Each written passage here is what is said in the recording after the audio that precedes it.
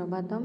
આજે આપણે ધોરણ 8 ગુજરાતી માધ્યમમાં લેસન નંબર 7 એટલે કે સંખ્યા એટલે કે નંબર સંખ્યા એ વિશે થોડા MCQ ભણીશું, બરાબર છે। લેસન તો મેં તમને સમજાવી દીધો છે વિદ્યાર્થી મિત્રો કે સુરેશ અને રમેશ હોય છે। સુરેશ અને રમેશ ક્યાં જાય છે? બજારમાં જાય છે। શું લેવા જાય છે? તો ફ્રૂટ્સ એટલે કે ફળો લેવા જાય છે। અને કયા ફળની દુકાનમાં જાય છે? પાંચમા ફળની દુકાનમાં પાક્કા ફળો મળે છે, ત્યાં આગળ ફ્રૂટ લેવા જાય છે। અને ફ્રૂટ સેલર એટલે કે ફળ વિક્રેતા જોડે ફ્રૂટ લે છે અને પછી એ ફ્રૂટ લઈને એમને 100 રૂપિયા આપે છે, બરાબર છે। આમાં 3 પાત્રો હોય છે। એ 3 પાત્રો કેવી રીતે એને એમાં સંખ્યા આપેલા છે કે એ, બરાબર છે। 10 કેળાનો શું ભાવ છે, નારંગીનો શું ભાવ છે, તો એ જ રીતે વિદ્યાર્થી મિત્રો આપણે એ જ લેસન નંબર 7ના MCQ જોઈશું, બરાબર છે।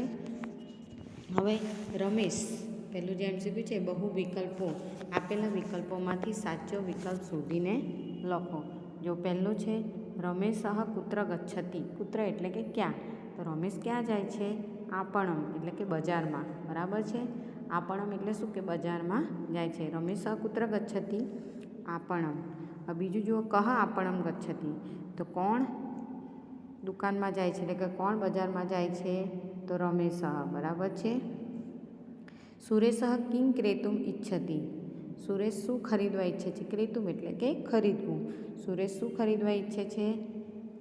શું ખરીદવા ઈચ્છે છે? ફલાની એટલે કે ફળો।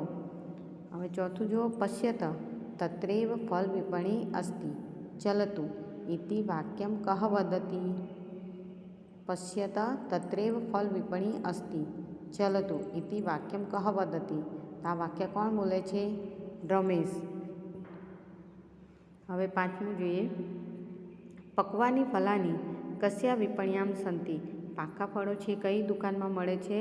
તો પંચમ્યામ। હવે છઠ્ઠું જોઈએ, પંચમ્યામ વિપણ્યામ કીદૃશાની ફલાની સંતિ, પાંચમી દુકાને કેવા ફળ મળે છે? તો પાક્કા એટલે કે પક્વાની ફલાની સંતિ। આમ્રફલાનામ કિયત મૂલ્યમ અસ્તિ, આમ્રફલાનામ એટલે કે કેરીનો શું ભાવ છે? તો 50 રૂપ્યકાણામ 10 ફલાની એટલે 50 રૂપિયાના 10 ફળ। 50 રૂપ્યકાણામ કતિ આમ્રફલાની, 50 રૂપિયામાં કેટલા કેરી મળે છે? તો 10। કતિ કદલી ફલાનામ 16 રૂપ્યકાણી, તો 12, બરાબર છે। 12 એટલે શું? 12 અને 16 એટલે 16। 12 કદલી ફલાનામ કિયત મૂલ્યમ, 12 કેળાનો શું ભાવ છે? 16 રૂપ્યકાણી। ચતુર્ણ નારંગ ફલાનામ કતિ રૂપ્યકાણી, 4 નારંગીનો શું ભાવ છે? 20 રૂપિયા।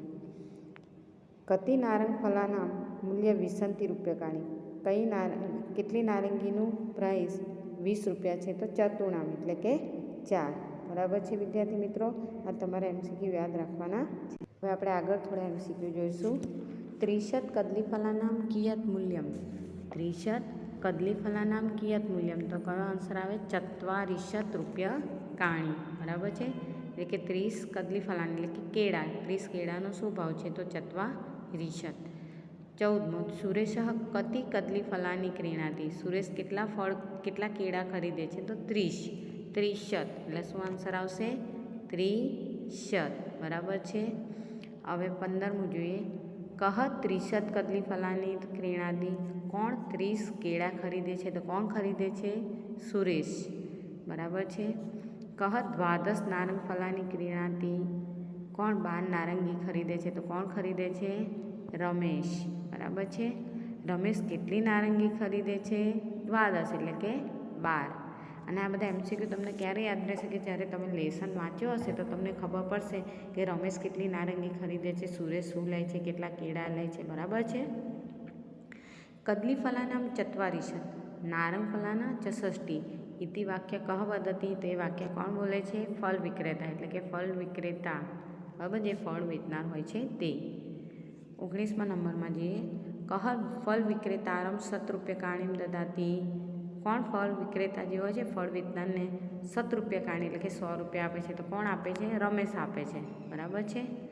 સુરેશઃ રમેશઃ ચ કાની ફલાની ન ક્રીણતઃ, સુરેશ અને રમેશ કયા ફળ ખરીદતા નથી?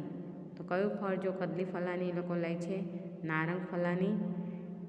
ન ક્રીણતઃ, તો આમાંથી કયું ફળ ન ક્રીણતઃ એટલે નથી લેતા. સુરેશ રમેશ ચ કાની ફલાની ન ક્રીણાતઃ. તો કયું ફળ એ લોકો નથી લેતા? બરાબર છે. આ એમસીક્યુમાં શું આવશે? સી. ભાવ પૂછે છે. બરાબર છે. આમ્રફલાની આપણા લેસનમાં છે. બરાબર છે. એ ભાવ પૂછે છે પણ લેતા નથી. તો કયું લેતા નથી? આમ્રફલાની. હવે 21માં એમસીક્યુમાં જોઈએ. રમેશ ફલ વિક્રેતે કતિ રૂપ્યકાણી દદાતી. રમેશ એ ફળ વિક્રેતાને છે ને કેટલા પૈસા આપે છે? તો સતમ એટલે કે 100 રૂપિયા, 100 રૂપીસ. હવે ફળ બજારમાં કોણ કોણ જાય છે? તો કોણ કોણ જાય છે? સુરેશ અને રમેશ. રમેશ શું ખરીદવા ઈચ્છે છે? તો શું ખરીદવા ઈચ્છે છે? ફળો. કઈ દુકાનમાં પાકેલા ફળો છે? કઈ દુકાનમાં? પાંચમી દુકાનમાં કેવા ફળો છે? તો પાકેલા ફળો છે. બરાબર છે. ફળ વેચનારને કેરીનો ભાવ કોણ પૂછે છે? તો કોણ પૂછે છે? રમેશ પૂછે છે. બરાબર છે. કેરીઓનો શું ભાવ છે? તો 50 રૂપિયાની 10. એક કેરીની કિંમત કેટલી થાય? બરાબર છે. તો એક કેરીની કેટલી કિંમત થાય? 5 રૂપિયા. 5 રૂપિયાની એક તો 50 રૂપિયાની કેટલી કેરીઓ થાય? તો કેટલી થાય? 10 થાય. 12 કેળાના કેટલા રૂપિયા થાય? 12 કેળાના 16 રૂપિયા. કેટલા કેળાના 16 રૂપિયા થાય? તો કેટલા થશે? તો 12. 4 નારંગીના કેટલા રૂપિયા થાય? 20 રૂપિયા. બરાબર છે. કેટલી નારંગીના 20 રૂપિયા થાય? તો 4 નારંગીના. સુરેશ કેટલા કેળા ખરીદે છે? તો કેટલા ખરીદે છે? 30 કેળા ખરીદે છે. કોણ 30 કેળા ખરીદે છે? તો સુરેશ ખરીદે છે. બરાબર છે. એટલે કે બી. રમેશ કેટલી નારંગી ખરીદે છે? તો કેટલી ખરીદે છે? તો 12 ખરીદે છે. કોણ 12 નારંગી ખરીદે છે? તો રમેશ. બરાબર છે. કોણ 12 નારંગી ખરીદે છે? રમેશ. હવે આગળ જોઈએ. 30 કેળાના કેટલા રૂપિયા થાય? તો 30 કેળાના કેટલા રૂપિયા થાય છે? 40 રૂપિયા. હવે આપણે 39 નંબર જોઈશું. 12 નારંગીના કેટલા રૂપિયા થાય? તો 12 નારંગીના કેટલા થશે? 60 રૂપિયા થાય. રમેશ ફળ વેચાણને કેટલા રૂપિયા આપે છે? બરાબર છે. કેટલા આપે છે? 200, 150, 50 કે 100? 100 આપે છે. બરાબર છે. હવે આગળ જોઈએ. કદલી શબ્દસ્ય અર્થ કહ. કદલી એટલે શું થાય? કેળું. વિપણી શબ્દસ્ય અર્થ કહ. દુકાન, બજાર કે બંને આવશે કે વેપાર? તો બંને આવશે. દુકાન પણ થાય અને બજાર પણ થાય. બરાબર છે. એટલે એ અને બી બંને. આમ્રમ. આમ્રમ એટલે શું થાય? કેરી થાય.